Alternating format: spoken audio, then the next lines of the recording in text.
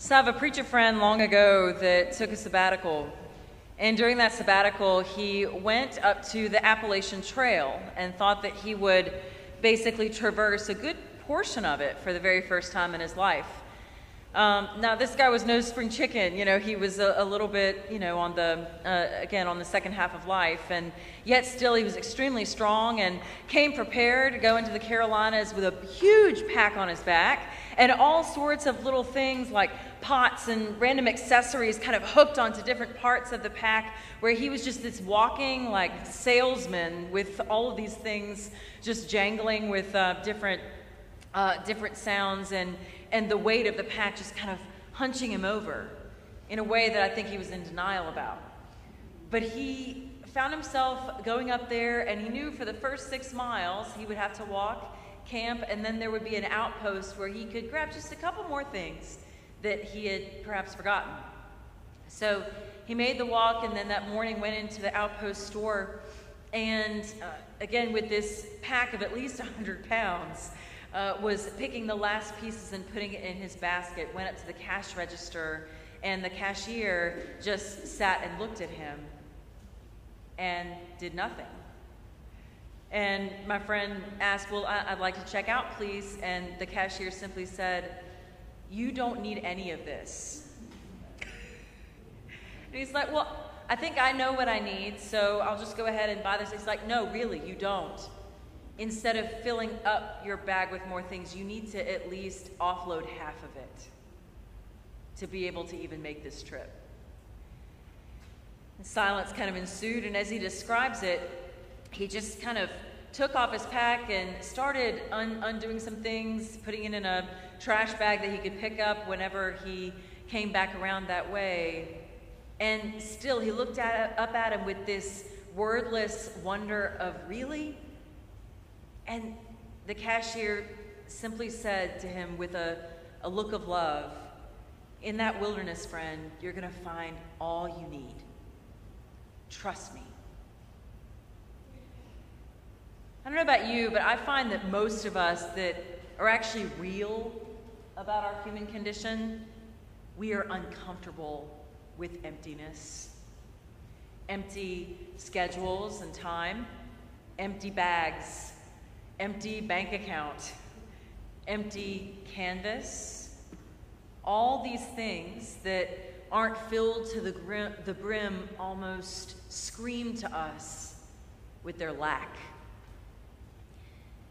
There is a question in our devotional for these next weeks, and I'm still working through this week on mine, and I know you'll start with me. If you look in it, you'll see a question that basically asks, what is it that you were promised in the Christian tradition or in being a part of church that hasn't really borne out in the same way in real life? Or maybe what was your assumption about the Christian tradition or being a part of the faith, about what would be provided for you that is not? And the only thing I could come up with, and really the thing that consumed my thinking, was this tension between emptiness and fullness. The sense where, I was a part of a number of Christian traditions growing up, and I'm a refugee from some, but those traditions largely told me that as long as I believed in Jesus, I would have everything that I need and just about everything that I want. Kind of like this prosperity approach that ensures that we will be strengthened for every challenge. But as I've grown older, and maybe you found this too, much of staying true in the faith has not been filling my pack, but unpacking it. And it is that sense of emptiness that I thought would be my undoing that isn't really bad news. It's like Alice Walker says, if you have read any of her work, a very simple word that is true: this is the true wine of astonishment. We are not over when we think we are. So today, as we look at this story that Kyle read for us, I want us to remember that these 13 verses that communicate everything to us of lack and of emptiness and of trouble and struggle and temptation, they are bookmarked with stories that remind us of the fullness of God that was always present in Jesus' heart and life. Before this story, it was Jesus in his baptism, where God spoke again that question, who am I? Spoke the answer to him again and again, saying, you are my beloved in whom I am well pleased. And it is a truth that he and perhaps we often forget when the first hard knock comes in life. And then right after this story, we see Jesus beginning his earthly ministry. And what again do they say? Again, it is told that Jesus is filled with the power of the Holy Spirit, and it gives him power to speak and to bless and to commission and to teach and to remind and to challenge and to comfort. These are the kinds of things that we expect to hear about the incarnated God on earth. We expect, or at least I've encountered, that our Christian theology of Jesus, if we really dig down deep into it, it's like Jesus was human, but sort of. It's almost like Jesus is this souped up, trumped up version of a human being that looks like the trappings of flesh, looks like he has all the emotions, and yet there is this steely core in him that perhaps we don't have, that makes him something more than human. The presence of the divine in Jesus didn't make that kind of nature any different from our own. He's no superhero. He's not a Clark Kent or a Peter Parker living a double life, or even like in Disney's Encanto, that's kind of and really taken a lot of people with the truth of the story. He's not like Louisa with the big bowed up muscles and all the others with gifts that seem to defy human limitations. Because the day will come where we see him as more human and more frail and more weak and more punctured and injured and to the point of death just in a few weeks than most of us will ever know. So looking at the story, he has several weeks of no food. Now, I want us to think about the past 4 days. I know some of you have given up stuff, right? Desserts or alcohol or some kind of food that is your kryptonite, right? And it's been 4 days and you're already like, we don't really need to do that, right? Because if you're like me, maybe you've gotten a little hangry, a little on edge, a little ornery, a little low on patience, and perhaps our resolve, our sense of discipline or intention, it feels short-lived. And really, what's the point, right? But Jesus, as he is experiencing this sense of starvation that really is just the trappings of vulnerability in his life, these are the vulnerabilities that, again, the devil, evil, however you characterize that opposing force in life to all that is good and gracious and light and life, these are the holes that are always present in our lives that force continues to take opportunity to expand and to dig into and deepen. Where the devil sees an opening, Jesus found himself in that kind of circumstance where perhaps his fate that kept his focus on the gracious work of God that was always present in his life, the Spirit that always gave the strength that was needed, it was easy to turn from that and say, where now?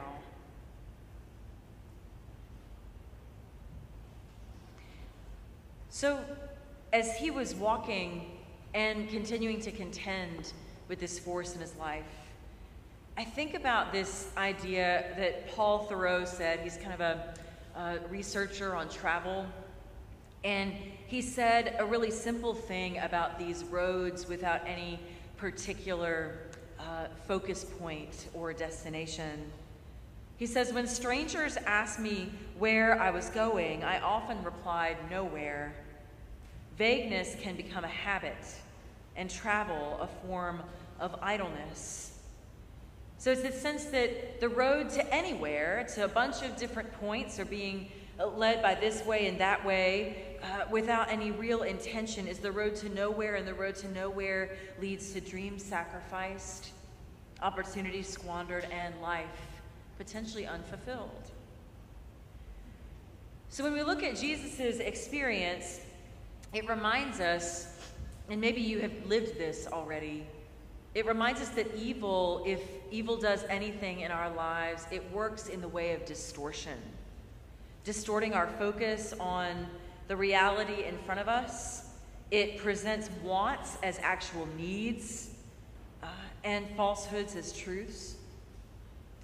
It also allows the temptations of Jesus to seem better than they are.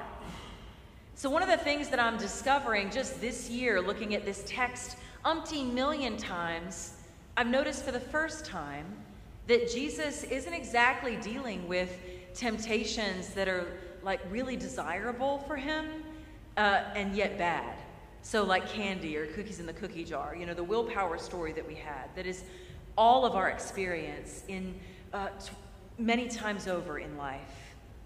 But this particular set of opportunities that are placed in front of him are those that can even seem good if you just turn it in the right light. Things that can lure Jesus into believing that he is actually doing something positive on behalf of God, but still not really leaning on God's strength, God's will, and God's gracious understanding. If you look at it, again, in a different light, in a different frame, turn those stones into bread. You can feed the hungry. It's not just about power. It's actually about the fact that he was surrounded by hungry people everywhere he went. And it could certainly help those that were in need. The temptation to have justice and all power for even righteous people. They were under Roman occupation. It would be pretty nice if they would have gotten a new leader at that time. Perhaps more freedom from all of the oppression they were experiencing. And then a temptation to fortify his faith in God even further, as if God's faith and trust still had to be earned even after centuries of demonstrating God's power and provision and love for the Israelite people and all those that would come after.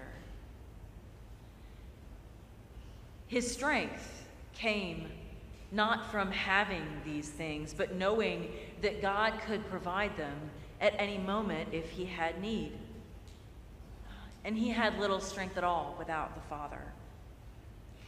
And so I guess what I want us to hear today is Jesus is not some souped up kind of human that is inaccessible to us, right? If we look at his story in the right light and this encounter with evil that really characterized the rest of his ministry, we can see that it is, in fact, a narrative of hope for us. It could be easy to look at his story and say, good job, and admire Jesus for his strength of self, thinking, man, I wish I had some of that and bottle it up and take it for my life or yours. But C.S. Lewis once said that the only person who never yielded to temptation is the only one who knows the full strength of that temptation, what it can offer, how it can wound, and how it can manipulate you to the best or worst of yourself. And so if Jesus came to the end of himself in that moment, then perhaps for the lesser temptations that we experience day after day after day, if he could get hungry and weak and desperate the same as the rest of us, then there's maybe hope for all of us too who are tossed about on the many rough seas of life. Sometimes you and I don't know our greatest strength until we come face to face with our greatest weakness. And so I ask you at this beginning of Lent, what is your greatest weakness today? What's that Achilles heel or that kryptonite for you that perhaps takes your strength to a place of complete malleability in life in a way that you can't really control right now? What is that weakness that plagues you today? And how might there be a way forward for you as you discover your own wilderness exam, and how an opposing force might dig into you and show up with those temptations that would be your undoing as well? Only you know what that exam would look like. Only you would know what is offered, what devils have your number, what kinds of bribes they could use to pick you and me up. It's those temptations that we experience that are not always so recognizable, or the ones that could even be twisted to perhaps be a little more positive than they were originally intended, that are perhaps even the most dangerous. We live every day in the riches of God's grace. We are lost without it. So I pray today, as we lean into this discipline of noticing the emotions, the actions, the places where we feel threatened in our strength, and where our strength perhaps is shallow or short-lived, those real threats to our sense of comfort and safety, fear, anxiousness, confusion, and the like. I pray that in those times of noticing, where we feel unprepared to meet this moment of life, wherever we're standing, whatever state we're in, that wilderness we can trust too, that even as we unpack our bag, we will find what we need. David Wagner gave a word that I'll end with today that is just a word of encouragement for each of us on the journey. He said, "Stand still. The trees ahead and the bushes behind you are not lost. Wherever you are is called here, and you must treat it as a powerful stranger.